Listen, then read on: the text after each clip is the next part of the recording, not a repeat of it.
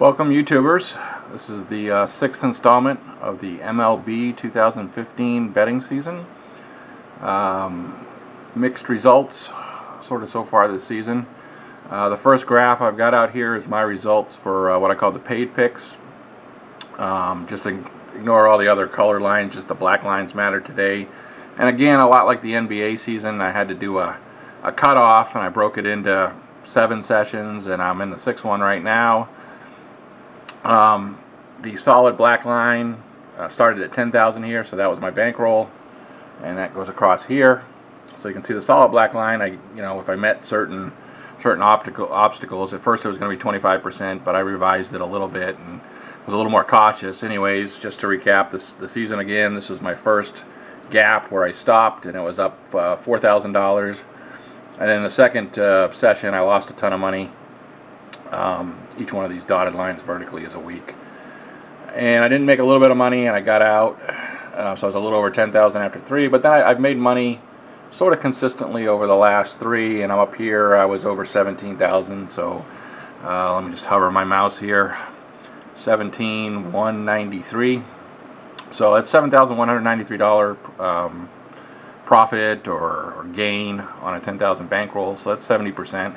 So far, so good. I'm a little late on this video, and obviously didn't have a lot of action. It's like one day on each of these the sessions, but that's okay. I'll take what I can get.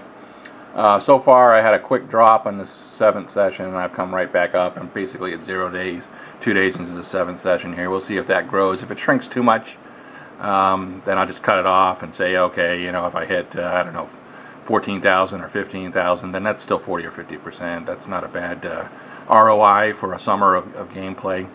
But overall, my paid picks, if I were to play every game all the time that I lay out there, you can see I've had definitely some ups and downs, but mostly downs. I mean, I lost 10,000 basically. So you definitely have to play with that once you get up a certain amount. And so for that reason, it's not a really great strategy, because it's just not a winning strategy overall, even though you can pick some of this up. So anyways, that's my first chart. I got a couple more charts to show you, so let's get on to those.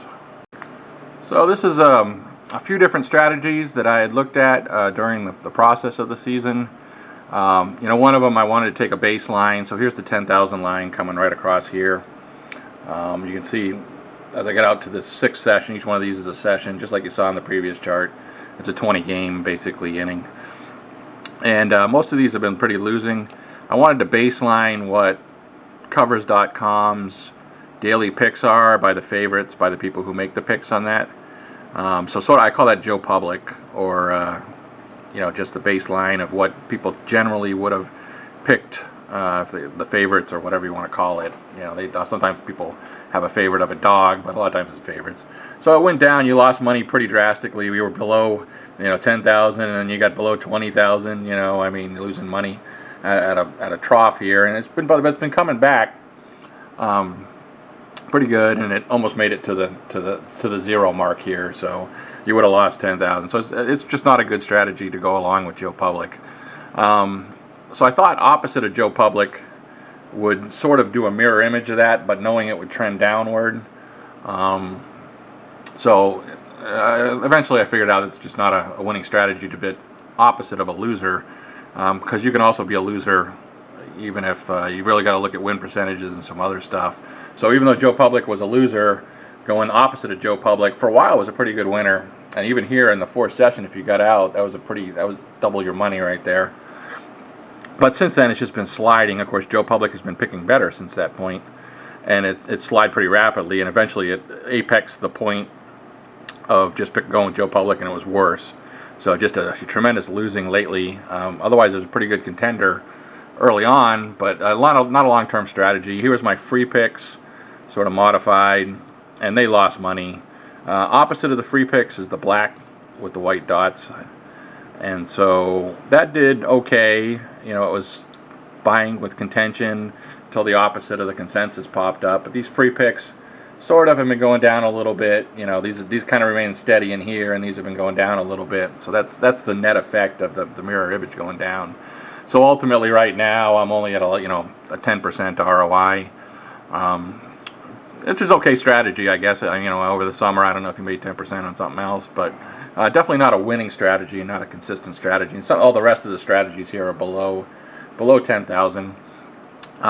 Since that point, again, I'm not a big fan of the money lines, just because it's a little more complex than the point spreads. I know you're just picking a winner and a loser, but I got other videos that kind of describe why it's a little tough.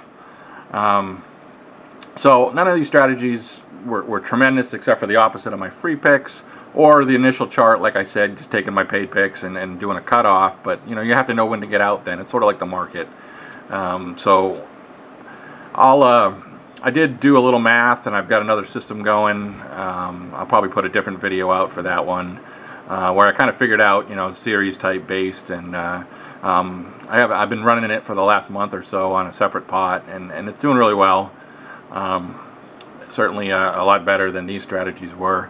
So I'll look a little more into that and run it for the 2015 season, and then try to make my amends there and see if that was really could be a good long-term strategy, and I'll publish that. Anyways, I hope you've been playing along and winning some money with some of my picks. I know some of you are, and if you're losing money, then that's part of the game sometimes, but hopefully not too much. But clearly, if you just go with what your gut or the favorites and stuff, it just doesn't work. All right. So I don't know if I'll produce another video this season. Maybe we'll see what happens at the end, and I'll wrap it up.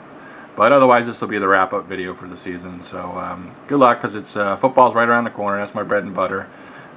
Usually that's point spread. I don't like this money line baseball, and it's a lot of work because there's games all the time, and you got to watch all this stuff, and it's just really hard to predict, especially when a winner in the league is a 60% team and a loser is a 40% team. There's a lot of instability in baseball. But anyways, there's not many other sports in the summer, so you got to bet what you can bet, and I'll keep looking for that period.